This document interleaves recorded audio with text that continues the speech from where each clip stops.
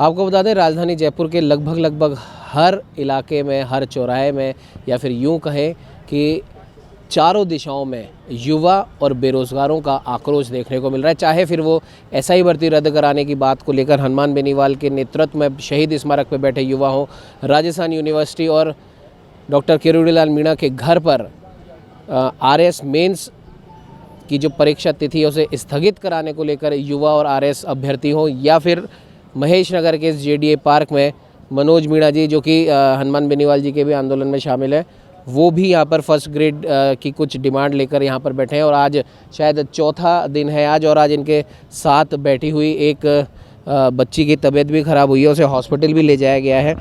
मनोज जी, लगातार जैसे कि हमने बोला कि जयपुर के लगभग हर कोने में युवा और बेरोज़गारों का आक्रोश देखने को मिल रहा है। देखो, ऐसा युवा परेशान है और पिछले 7-8 दिन से तो लगातार हम ये मांग कर रहे हैं कि फर्स्ट ग्रेड को पोस्टपोन करा जाए, और 4 दिन से हम धरने पे बैठे, 2 दिन से हमारा अनशन भी चल रहा है, लेकिन सरकार उसके बावजूद भी अनसुना कर रही है।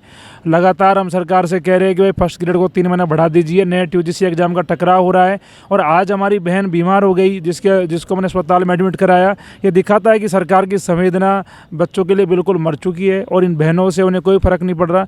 बल्कि बीजेपी के अध्यक्ष मदन राठौड़ जी ने हमसे वादा किया था कि मैं आपको वचन दे रहा हूँ, मैं वादा कर रहा हूँ कि आपकी एग्जाम स्थगित कराऊंगा।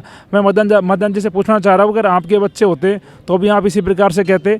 मदन जी, आपको ये वादा निभाना चाहिए, क्योंकि किसान के बच्चे हैं, ये बेटी है, सब किसान की बेटी है, और अगर आप वादा खिलाफ भी करोगे तो प्रदेश में क्या मैसेज जाएगा? आप बड़े नेता हो। मनोज जी, क्या लगता है आपको, क्योंकि एक वादा प्रदेश अध्यक्ष जी ने आपसे करा, एक वादा प्रदेश अध्यक्ष जी ने आरएस मेन अभ्यर्थियों से किया, सत्ता और संगठन में क्या लग रहा है आपको, कुछ टकराव की स्थिति है या कुछ बन नहीं रही है? क्योंकि प्रदेश अध्यक्ष अगर कोई वादा कर रहा है, कोई बात बोल रहा है, और 7 से 8 दिन हो जाते हैं, उनकी बात की कोई वैल्यू नहीं निकल के आ रही है।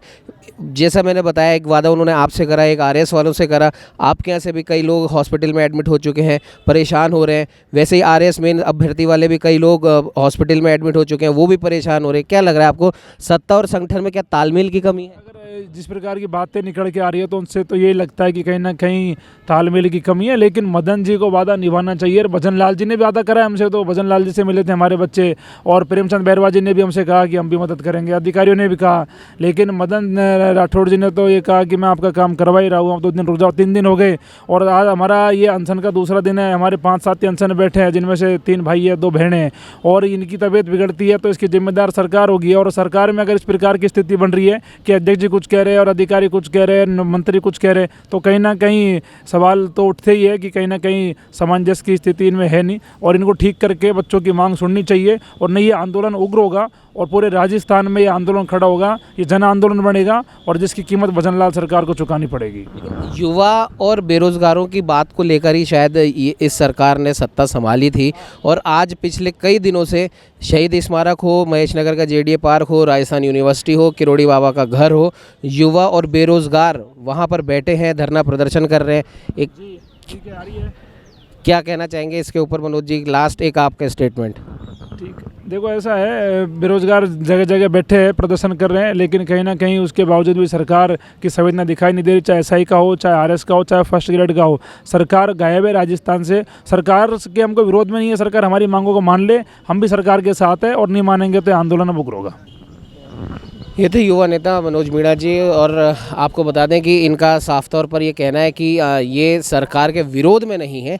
जिस प्रकार से इन्होंने बोला, वैसे ही जो एसआई भर्ती रद्द कराने को लेकर शहीद स्मारक पर बैठे थे जो बच्चे, वो भी सरकार के विरोध में नहीं है।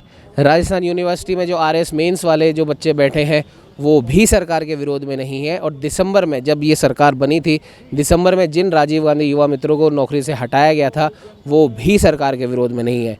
और ये तमाम जो 4 मैंने आपको उदाहरण दिए, कहीं ना कहीं युवा और बेरोज़गार दोनों ही इनमें शामिल हैं।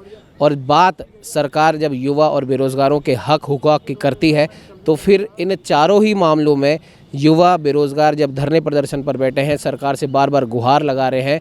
और खुद जैसे कि मनोज जी ने भी बताया, आरएस मेंस अभ्यर्थी भी बता रहे हैं कि सरकार से बात हो चुकी है, मुख्यमंत्री से बात हो चुकी है, प्रदेश अध्यक्ष से बात हो चुकी है, तो फिर आखिर पेच कहाँ अटक रहा है और क्यों इन बच्चों को बार बार धरने प्रदर्शन पर बैठना पड़ रहा है? सहयोगी कैमरामैन अजय के साथ उमंग माथुर, न्यूज़ 21।